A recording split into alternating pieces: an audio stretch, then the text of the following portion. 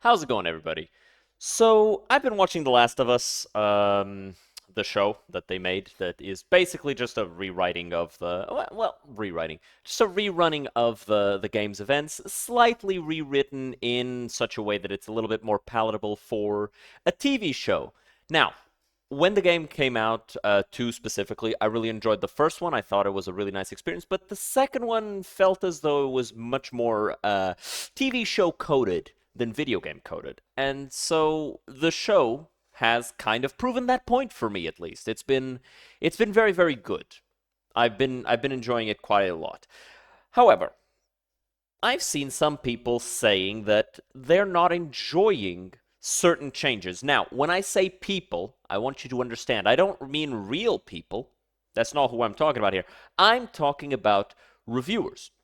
Now, a sentiment that I've seen a lot of reviewers mention is that they don't like the changes to the setup for Joel's death. Spoilers, I guess. Joel dies. Go figure. Everybody knew this. Some people were hoping it didn't happen. Those people are dumb. This was always going to happen. And we knew this was going to happen years in advance. Hell, we knew it was going to happen before the show was announced, right?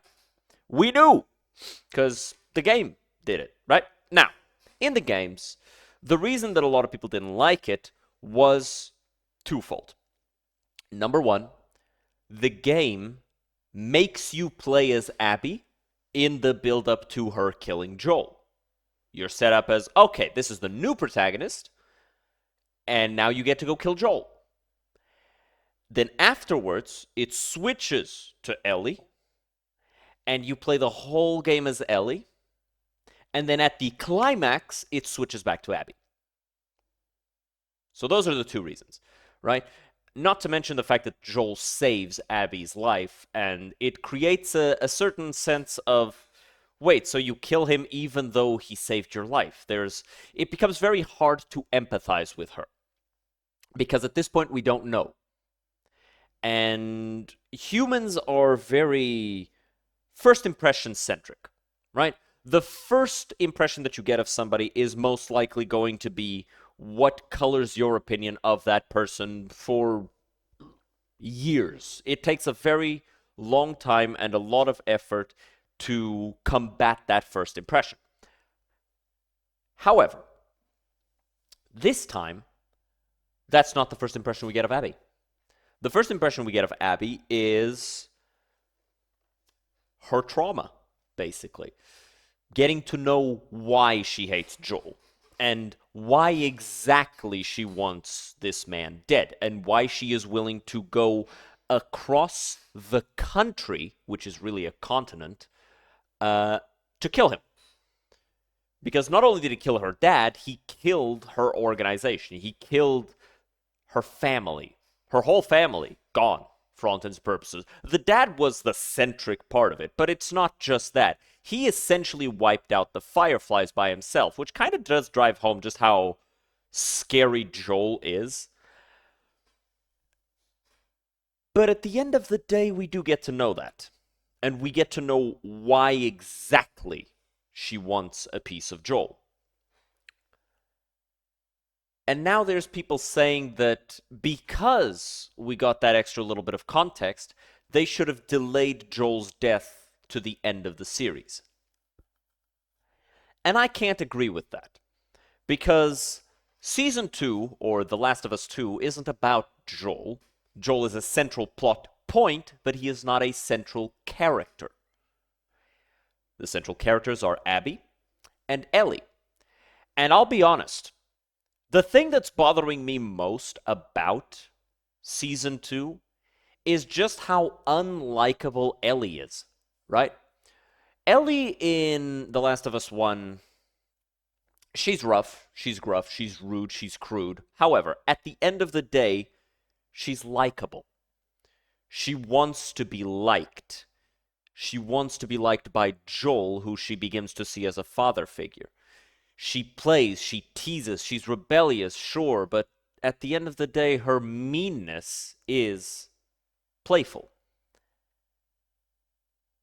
in The Last of Us 2, that changes. The playful rebelliousness turns to meanness, outright meanness. She's been completely unlikable in almost every situation that we have seen her in. Hell, it got to the point, and, spoilers to the show, if you haven't watched it yet, I feel like if you're clicking this video, you should have. But hey, she gets confronted by that homophobe, Seth, that we all know, like, yeah, he gets a little upset about her and Dina kissing at the dance, right? Disregard the fact that before that they were fucking sniffing each other. But he gets mad about it. Says, "Hey, this is a family dance and all that stuff," and he gets mad about it. And then Joel shoves him to the ground. A day passes. Apparently, Ellie and Joel kind of made up. They talked about it, and then the leader of the settlement of Jackson pulls Ellie aside and makes her talk to Seth, and Seth apologizes, says he was stupid for saying what he said, says he shouldn't have even thought it, made her some sandwiches, apologized, begged for forgiveness, did literally every single thing you do in that situation. And Ellie, rather than being upfront and saying something, walks away from him. Just says, yep, and walks away. And I don't know, man. I feel like at that point, you've accidentally made the homophobe more likable than the main character. I feel like there's a number of different things that Ellie could have said. Like, this was a moment. You know how we are always talking about there's a lot of times where it feels so forced that you put all types of messaging in shows about how, oh, gay people are this, gay people are that, straight people are this, straight people are that, black people, minorities, immigrants, all that stuff. This was your moment. This was your moment to have Ellie look this guy in the eye and say, we're just like you. Like, you had a problem with me because I liked a girl.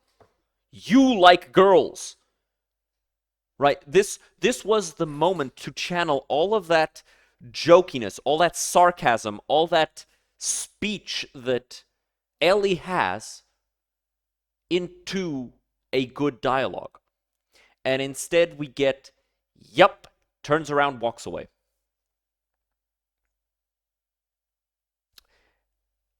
By comparison, I'm rooting for Abby now, which is fucking crazy, right? She just beat the shit. By the way, people are saying that they eased up on that scene. They did not. They did not. She broke a golf club in Joel's shotgun busted ass leg and then beat him with her hands.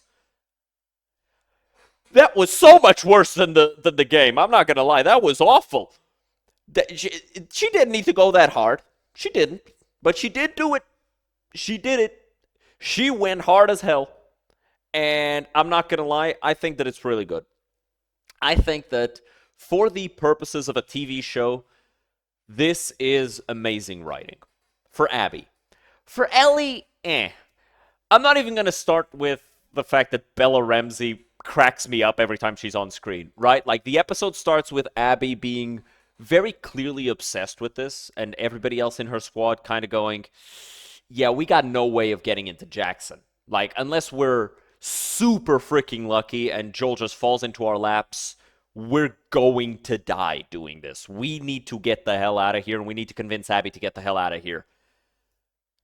And it's like, it's intense. Sorry. It's intense. It's got, like, soul to it, right? Like, all of these characters are being pulled by both their moral codes and the fact that they want to support their friend, and Abby is being pulled by this quest of vengeance, completely blinded to everything else. And there's going to be this really nice mirror of Abby and Ellie, right? Because Ellie becomes Abby for all intents and purposes, right? She goes across the fucking continent, really, to chase down Abby and murder her and every single one of her accomplices in this situation, just like Abby did for Joel, right? She wanted Joel's ass. But at the end of it, they become the same person. And Abby's crew is incredibly lively. I love the dialogue of them. I loved all of that.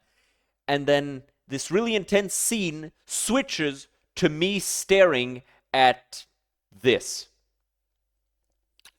And I just laughed, right? I couldn't help it. I'm sorry, Bella. I'm sure you're a really good actress. You did really good in Game of Thrones.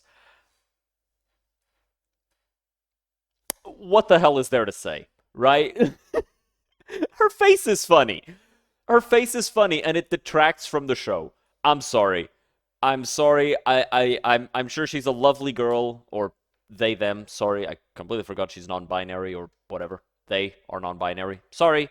Not used to that stuff. It's weird. Regardless, I hope you guys enjoyed the video. Let me know what you guys think about the Last of Us show. Let me know if you're enjoying it. If you're not, let me know your thoughts. I wanna hear about it. But with all that being said, like, subscribe. I'll see you guys next time. Have a good one. Trying to reach 1,000 subs before the end of the year. Hopefully we get it within the next couple of months. But with that being said, I'll see you guys next time. Have a good one. Cheers.